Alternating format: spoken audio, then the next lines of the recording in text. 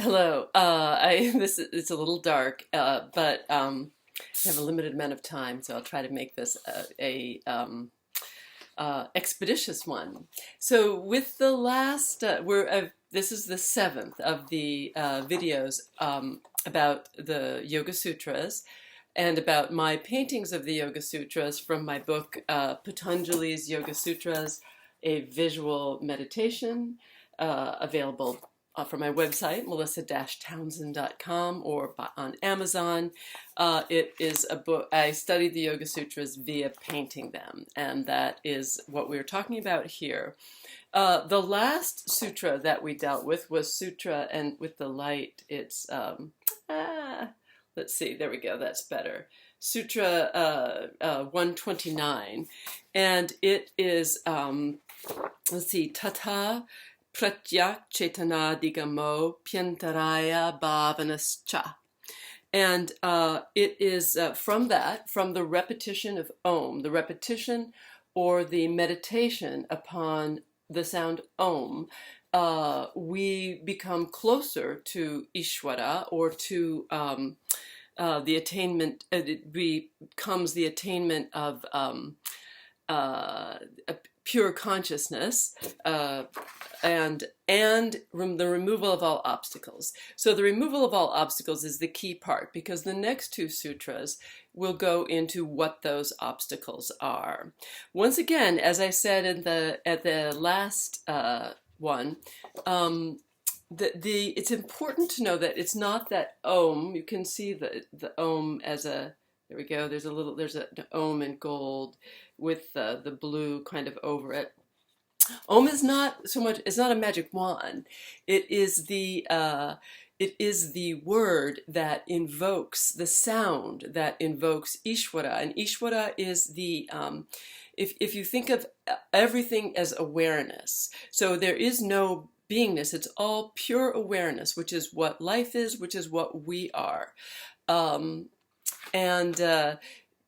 However, that's often difficult for people to relate to. So if you move just one step into the sense of being, you give that notion of being, that notion of awareness, some identity as beingness, that's Ishvara. So it's God, but it's not male God, it's not Christian God, it's not Muslim God, it's not Jewish God, it's not any of the many Hindu gods or any other gods, not male, not female. It is godness, the beingness of awareness.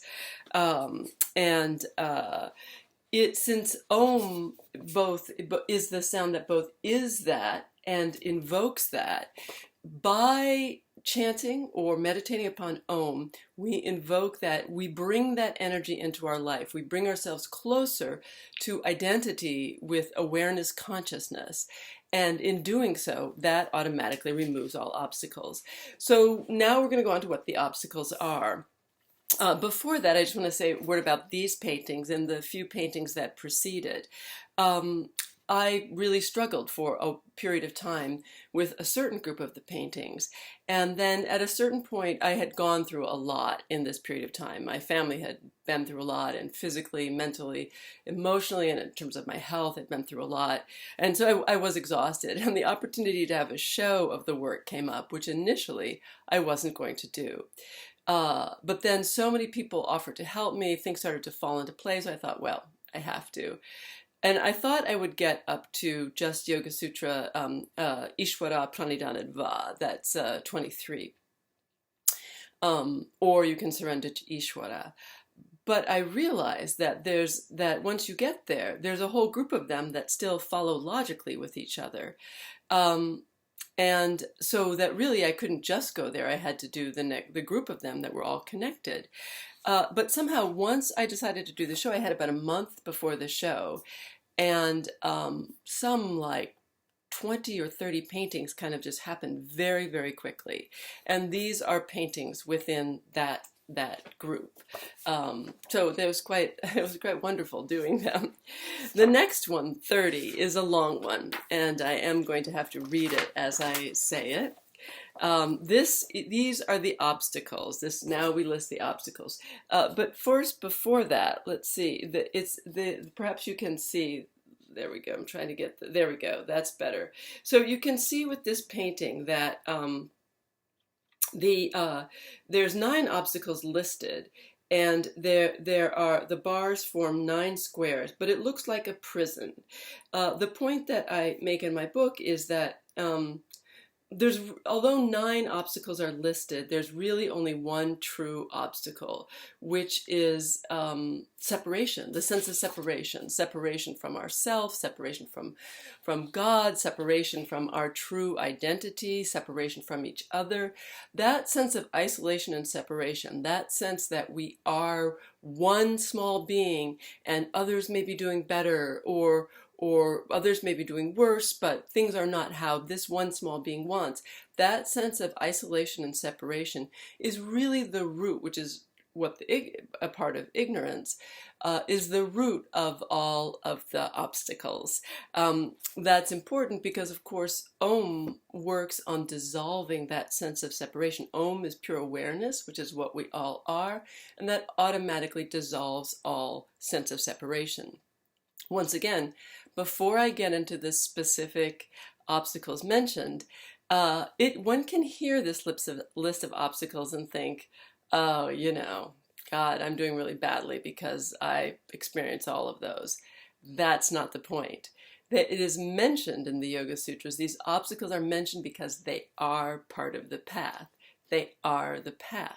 They are the path. That's why they're mentioned. That's why they merit not 1, but actually 2 sutras.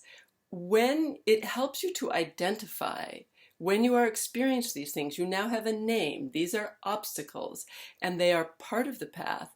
And now is your chance to work. This gives you an opportunity to work effectively with them. But first, before you can work effectively with anything, you have to call it what it is with any problem. So this sutra is the first one that lists the obstacles that we experience on the path. And the sutra in Sanskrit is, Vyadi Sthana Samshaya Pramadalasa. I could do this, but but with stage fright it gets a little. Vyadi Sthana Samshaya Pramadalasa Virati Brantidarshana Labdabhumi Katwa Swastanavani Chitta Vikshe Patentaraya. It is a long one, and it's a hard one to do altogether. What they are is, Vyadi is sickness or disease, Sthana is density, or it can be, lethargy or, apathy. Sanshaya is doubt, pramada is carelessness, and alasya is lethargy. Avirati is sexual preoccupation, but it also could be said to be not being able to separate from worldly pleasures. That's more often the way that it's translated.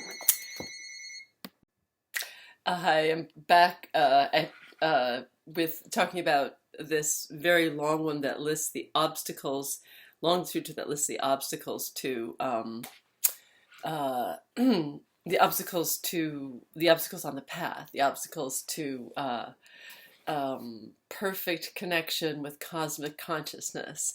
So I was going through one by one what each of the obstacles are, but I think I should just go ahead and tell you what the sutra entirely means.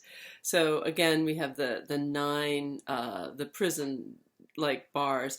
The obstacles are a disease, apathy, doubt, negligence, lethargy, lack of detachment from worldly pleasures, which is sometimes the Sanskrit is cites that as or translates that as specifically sexual. Confusion, failure to attain groundedness, failure to attain stability or groundedness, or sometimes that's failure to attain a certain level. Failure to attain groundedness, or failure, and then the next one is failure, is inability to sustain that, or inability if you attain a certain level or attain a certain groundedness, and then the inability to sustain that level or groundedness.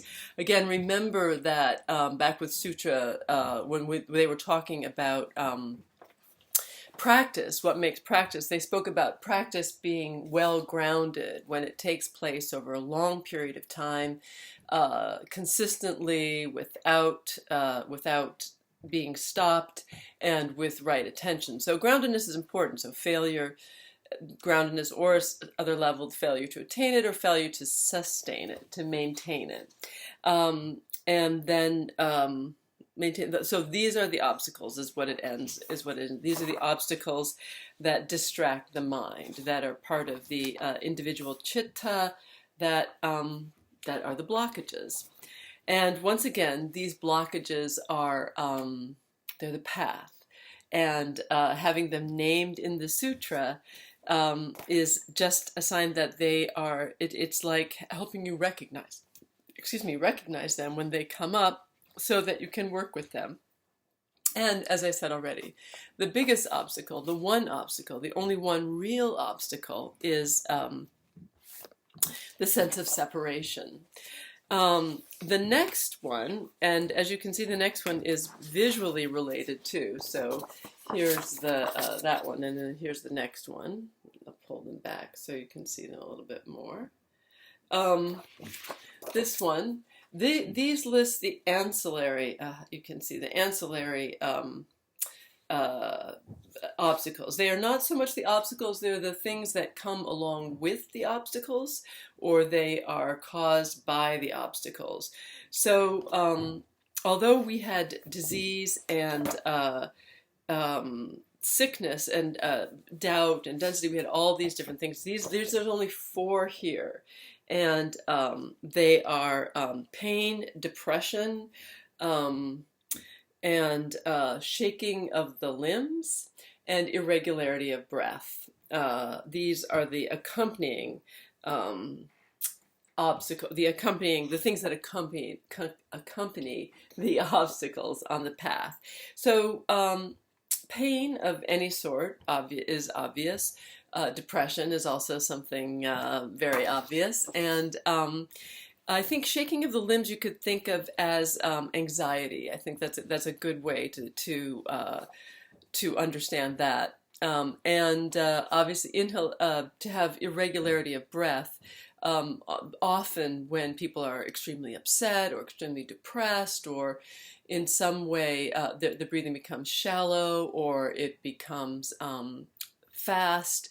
So it focuses, the sutra focuses the attention that also the breath can be a marker of it can be a marker of a problematic situation that requires you to pay attention and work with the circumstance.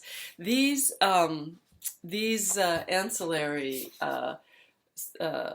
objects, or ancillary blockages, are like the canaries in the coal mine. They are the things that happen that are signs that there is something that you need to pay attention to, and that a problem is arising. So in that sense too, much like with the first one, they are not signs that something is wrong with you. They're signs that you're on the path, and that you are encountering the obstacles and issues that are a normal part of the path, and that are there to push you to work, to find a way to connect to cosmic consciousness. Let's see. The next one. So those two are the ones that list the obstacles, and then after that, the next one tells you that what to do to deal with these obstacles, besides chanting Om or meditating upon Om. And the translation is that it helps to focus. It can be translated a couple of different ways, but it helps to focus on one thing is, or it helps to focus on the one true reality. That's another translation.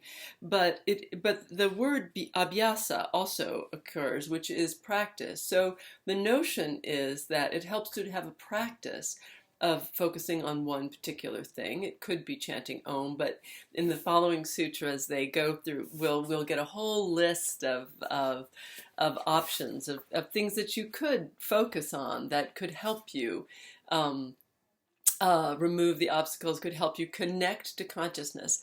But again, it helps to focus on the one truth that we are all awareness, and that that is our true nature. That is the practice of connecting to that, focusing on that, is always the practice that will get us through whatever obstacles come up. So we'll start with this one next time, and we'll go through the various different ways that Patanjali gives to focus on the one truth. Talk to you soon. Bye.